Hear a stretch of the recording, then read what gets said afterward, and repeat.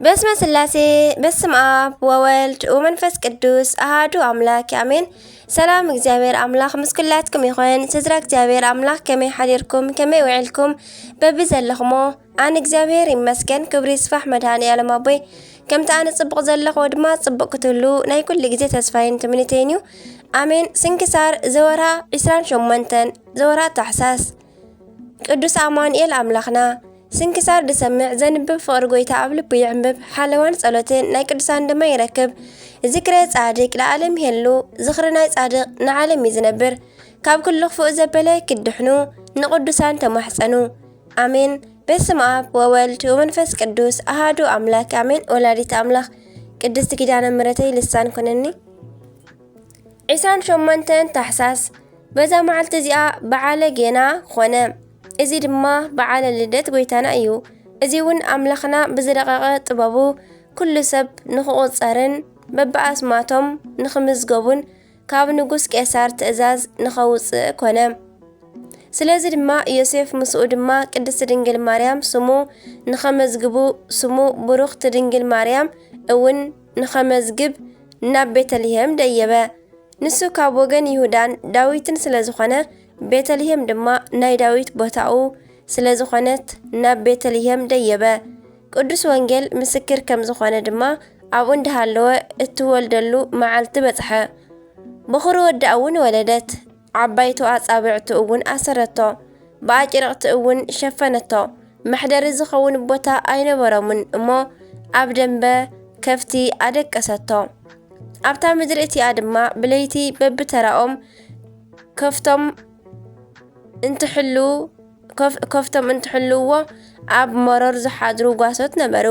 መልአኽ እግዚአብሔር ከዓ ኣብ ጥቓኦም ደው በለ። ክብሪ እግዚአብሔር እውን ኣብ ዙርያኦም ኣብርሀ። ብዙሕ ፍርሓት ከዓ ፈርሑ።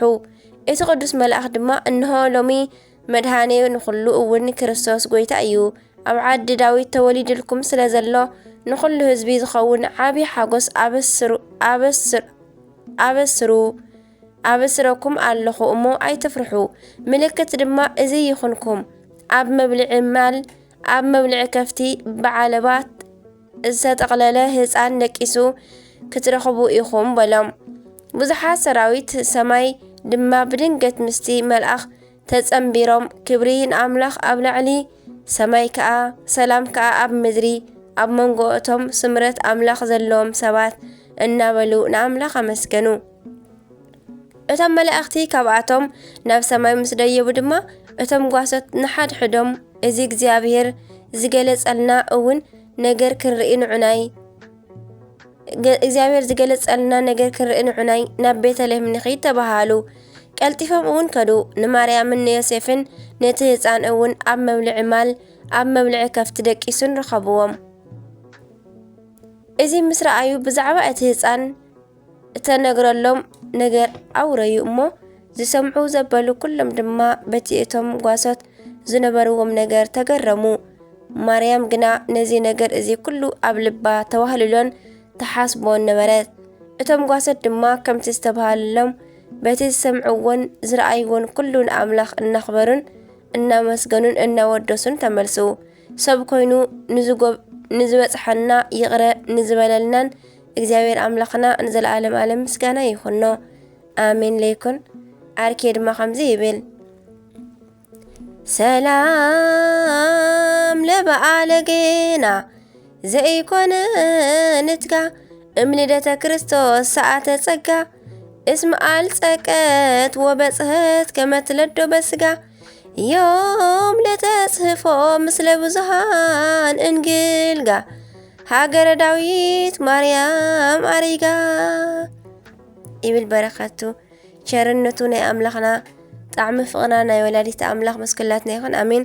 ከምኡውን ሰማዕታት ሃገረ እንዴናው በዛ መዓልቲ እዚኣ 150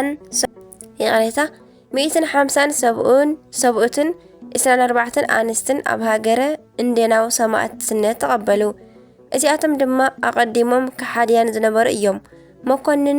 መኮንን ጳውሎስ ሶርያዊ ከሳቅዮ እንከሎ ድማ ኣብኡ ነበሩ እሞ ኩሉ ነገር ይርእዩ ነበሩ። እቲ መኮንን ብዝረሰኑ مسماراتن أعين قدوس باولوس نسورياوي نخملحو عزز أمو أغلقلتو دما تأزازم فصيمم نت قدوس ناب بيت مأسرتي دربيوا بصباحيتو انتخدقن كبرن مسكنا نعو يخون نمو ويتانان أملخنان مدحانينان إيسوس كريستوس سلازفهوصا منم انتخونا طعي كوينو رخبوا بدحرزي أزيوم ترنقو طاقتاتهم منم كقبرو كم زي كالقوون تردو شعو ناب قدوس باولوس سورياوي كيدم عاب اقرو ودقو نسوون مرقم مسامعتات يدمركم اون بلوم بدحرزي نابت مكونن بمخاد كبر المسكنان نعو يخون نمو بسم قويتانان أملخنان مدحينان إيسوس كريستوس تأمنوا إتم مكونن دما أرأستم نخقرص أوام عزازة أرأستم أون قرص أوام أخليل سماعت النت دما تقبلوا نجزابير أملخنا مسكنا يكونو نعنا أون بصلاة زم سماعتاتي محارنا بركة من مسكلاتنا تخون لعلم ألم آمين أركي سلام لكمو ማህበራነ እደ ወአንስት ዘኮንክሙ ስምዓ ዘበሃይማኖት ነፂረክሙ ገሃደ ግብር ጳውሎስ ሰማዕት እምድረ መልህዎ አይኖ በአውደ መኮንን መስተ ከመ ህብረ ገጹ ብሩህ ወአይኑ ክሱት ከምኡውን አርእስተ አበው በዛ መዓልቲ እዚኣ ናይ አርእስተ አበው አብርሃምን ኢሳቅን ያዕቆብን መዘከርታኦም እዩ በረከቶም ድማ ምሳና ትኹን ናይ ሰለስቲኦም አቦታትና አሜን አርኬ ድማ ሰላም ለክሙ ክቡራን እደው እምጓለ ምህያው አብርሃም ኢሳቅ ወያዕቆብ ዘዝክርክሙ ፍቱ እምስጋክሙ መዋቲ ከመስጋ ኩሉ አበው በሃገረ ዳዊት ዮም ተወልደ ህያው ንእግዚአብሔር አምላኽና ምስጋና ይኹን ንዓና እውን በጸሎት እዞም ኩሎም ቅዱሳን ይምሓረና ለዓለም ዓለም አሜን አሜን 28 ታሕሳስ ዝኽበሩ ዓመታዊ ቅዱሳን አማኑኤል አምላኽና በዓለ ጌና ስቡሕ ዕለተ ማርያም ድንግል 174 ሰማዕታት ናይ ቅዱስ ጳውሎስ ማሕበር ወርሓዊ በዓላት ድማ ቅዱሳን አቦታትና አብርሃም ይስሐቅ ያዕቆብ ቅዱስ እንድራኒቆስን ሰበይቱ ቅድስቲ አትራስያን ቅድስቲ ዓመተ ክርስቶስ ቅዱስ ቴዎድሮስ ሮማዊ ቅዱስ አባዲርና ቅድስቲ